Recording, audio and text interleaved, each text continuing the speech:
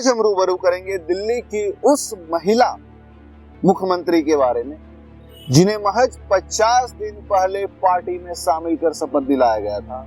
वो महिला मुख्यमंत्री जो सुप्रीम कोर्ट में वकालत भी कर चुकी थी और 1977 के चुनाव में जॉर्ज फर्नांडिस के फोटो को दिखा करके गली गली घर घर घूम करके चुनाव प्रचार किया करती थी। वो महिला मुख्यमंत्री के बारे में जो महज 25 वर्ष के आयु में कैबिनेट मंत्री भी रहे।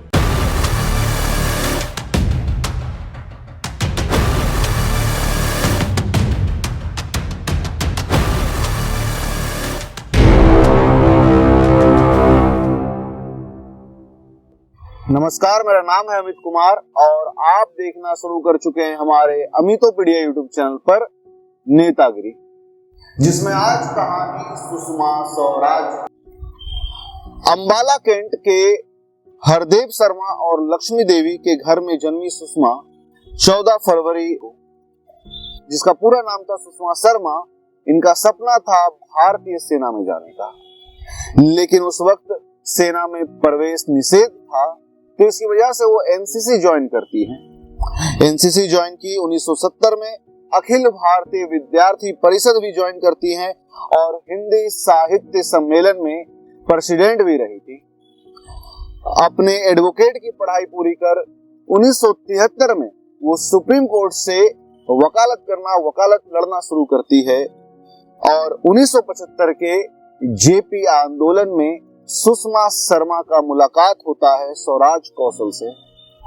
उसके बाद दोनों में विवाह संबंध बन गया और विवाह होने के बाद ये सुषमा शर्मा से स्वराज हो गई और नाम पड़ा सुषमा स्वराज। वो सुषमा स्वराज जो भारतीय राजनीति की सबसे चर्चित और सबसे ताकतवर महिलाओं में से एक कही जाती है।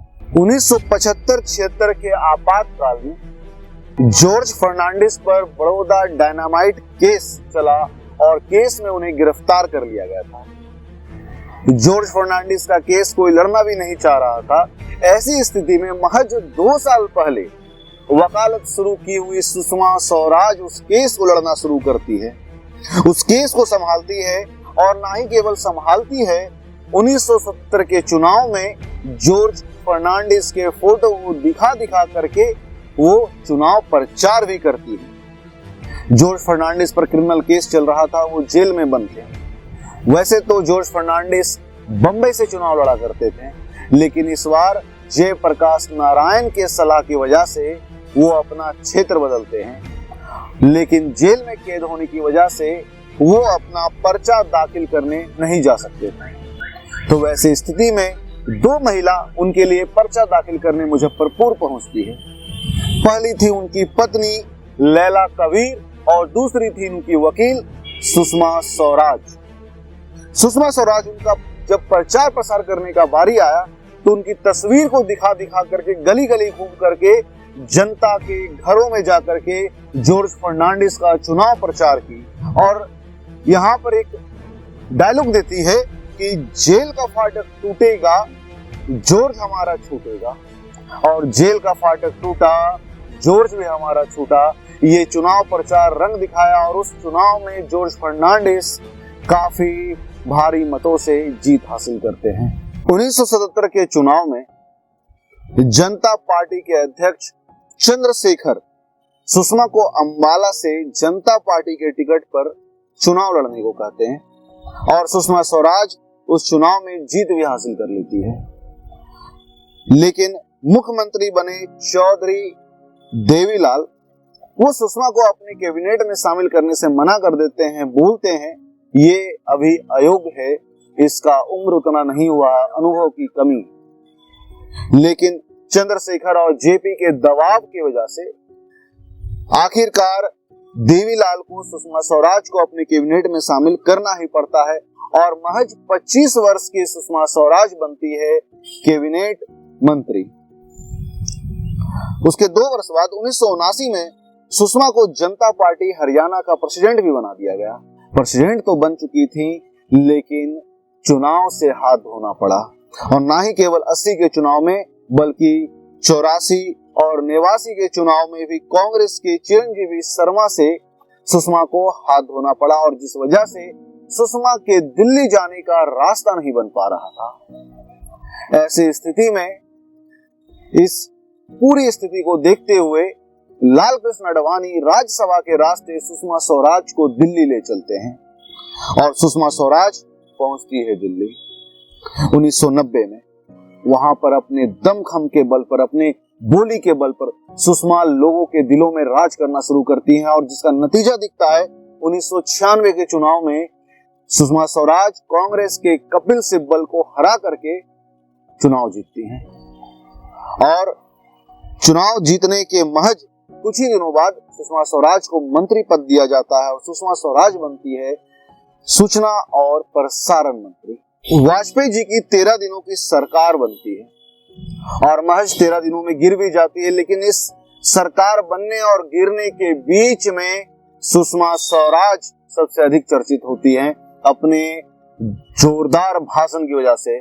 सुषमा स्वराज का वो जो भाषण था वो ना ही केवल संसद और ना ही केवल दिल्ली, जम्मू कश्मीर से कन्याकुमारी तक को हिला के रख दिया था और सुषमा स्वराज को एक पहचान मिलता है देश भर के राजनीति में कि कोई है बीजेपी की एक महिला जिसके पास बोलने का शैली है, बोलने का भरपूर कला है। इसके बाद 1998 के लोकसभा चुनाव में सुषमा स्वराज फिर से साउथ दिल्ली से चुनाव में उतरती हैं और अजय माकन को हराकर जीत दर्ज कराती हैं। 10 अक्टूबर 1998 दिल्ली के मुख्यमंत्री साहिब सिंह वर्मा के इस्तीफा की चर्चा चल रही थी। पार्टी के अध्यक्ष कुशाल भाऊ ठाकरे से सीएम के समर्थकों के द्वारा सवाल उठाए जा रहे थे और ठाकरे साहब का कहना था कि दिल्ली में कुछ नहीं बदलेगा, लेकिन दिल्ली बदल रहा था। दिल्ली का बाजार बदल रहा था और बाजार के कीमतों के साथ साथ भाजपा का रुतबा भी बदल रहा था। बाजार बहुत गंभीर हो चुका था, महंगाई आसमान छूने लगी थी, प्याज काफी महंगे हो चुके थे। इन सबों को ध्यान में रखकर प्रधानमंत्री आवास में 3 घंटे की चर्चा होती है और उसके बाद आखिरकार सुषमा स्वराज को दिल्ली के मुख्यमंत्री बनाए जाने का प्रस्ताव पारित होता है और महज 2 दिनों बाद 12 अक्टूबर को दिल्ली के उस वक्त के तात्कालिक लेफ्टिनेंट गवर्नर के द्वारा सुषमा स्वराज को मुख्यमंत्री पद का शपथ दिलाया जाता है। अब समय करवट लेती है। सुषमा के पास समय का अभाव था।